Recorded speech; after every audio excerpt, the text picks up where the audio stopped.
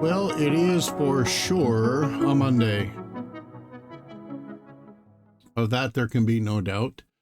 Welcome back, everybody. It is September 11th, the anniversary date of the tragedy which was performed in New York City. Let's not forget when we open ourselves with prayer, with God. Let's not forget the families. And let's also not forget, per the request of a former United States president, who was there to remember our country. We are in desperate need, and it grows every day. So let's remember him as well. So why don't I pause now and give us all a chance to begin in the manner in which we think does the best for us. Alrighty, here we go. And all the congregation of the children of Israel journeyed from the wilderness of Sin after their journeys, according to the commandment of the Lord, and pitched in Rephidim. And there was no water for the people to drink. Wherefore the people did chide with Moses, and said, Give us water, that we may drink. And Moses said unto them, Why chide ye with me? Wherefore do ye tempt the Lord? And the people thirsted there for water. And the people murmured against Moses, and said, Wherefore is this that thou hast brought us up out of Egypt, to kill us and our children and our cattle with thirst? And Moses cried unto the Lord, saying, What shall I do unto this people? They be almost ready to stone me. And the Lord said unto Moses, Go on before the people, and take with thee the elders of Israel, and thy rod, wherewith thou smotest the river, take in thine hand, and go. Behold, I will stand before thee there upon the rock in Horeb, and thou shalt smite the rock, and there shall come water out of it, that the people may drink. And Moses did so in the sight of the elders of Israel. And he called upon the name of the place Massah and Meribah, because of the chiding of the children of Israel, and because they tempted the Lord, saying, Is the Lord among us or not?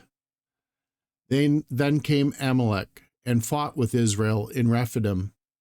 And Moses said unto Joshua, Choose us out men, and go. And Moses said unto Joshua, Choose us out men, and go out, fight with Amalek. For tomorrow I will stand on the top of the hill with the rod of God in mine hand.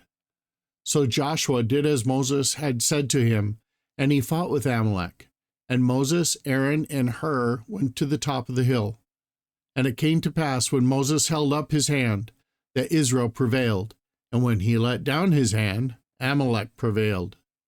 But Moses' hands were heavy, and they took a stone and put it under him. And he sat thereon.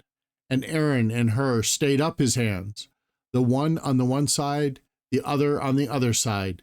And his hands were steady until the going down of the sun.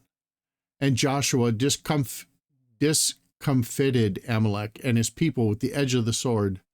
And the Lord said unto Moses, Write this for a memorial in a book, and rehearse it in the ears of Joshua. For I will utterly put out of the remembrance of Amalek from under the heaven. And Moses built an altar, and called the name of it Jehovah Nissi. For he said, Because the Lord hath sworn that the Lord will have war with Amalek from generation to generation. Chapter 18.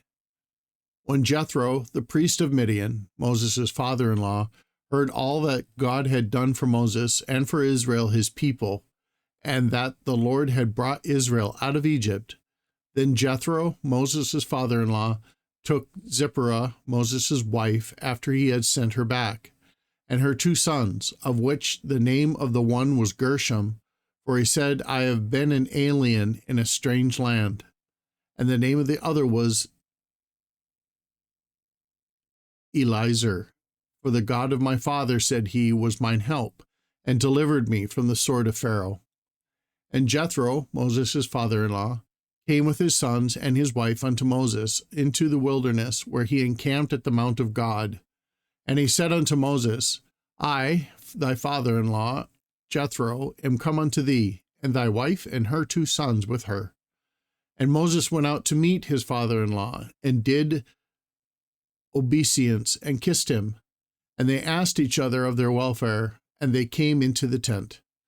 And Moses told his father-in-law all that the Lord had done unto Pharaoh and to the Egyptians for Israel's sake, and all the travail that had come upon them by the way, and how the Lord had delivered them. And Jethro rejoiced for all the goodness which the Lord had done to Israel, whom he had delivered out of the hand of the Egyptians.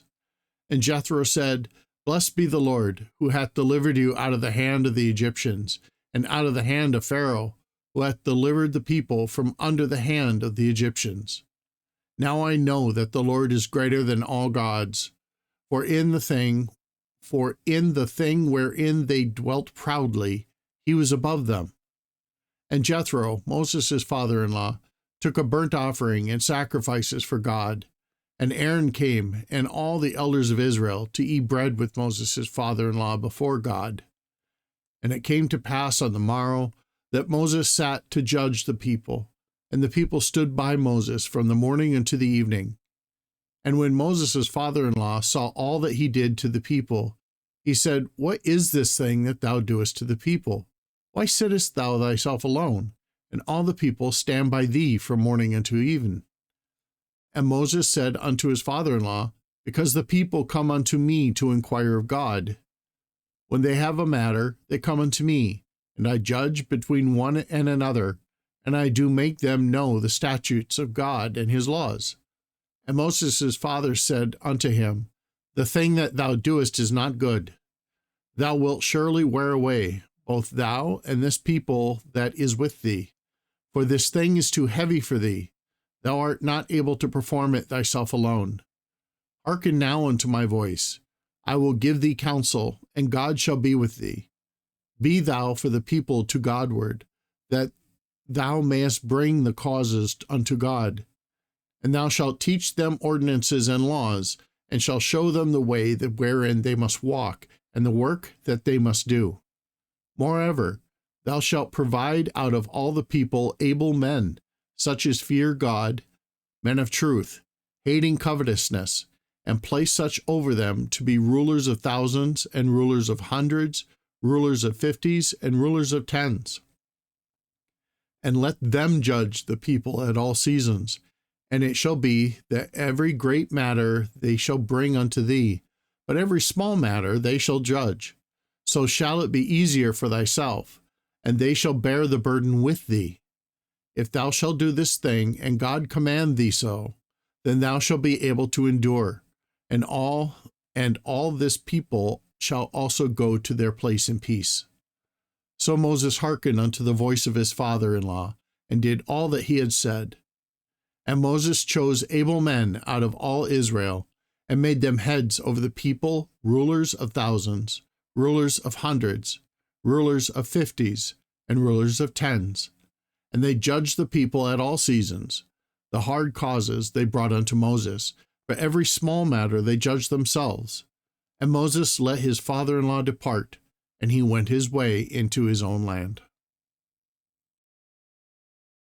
Well, I tell you what, I have no idea why this one was such a trick. I am way over time from any of my normal times.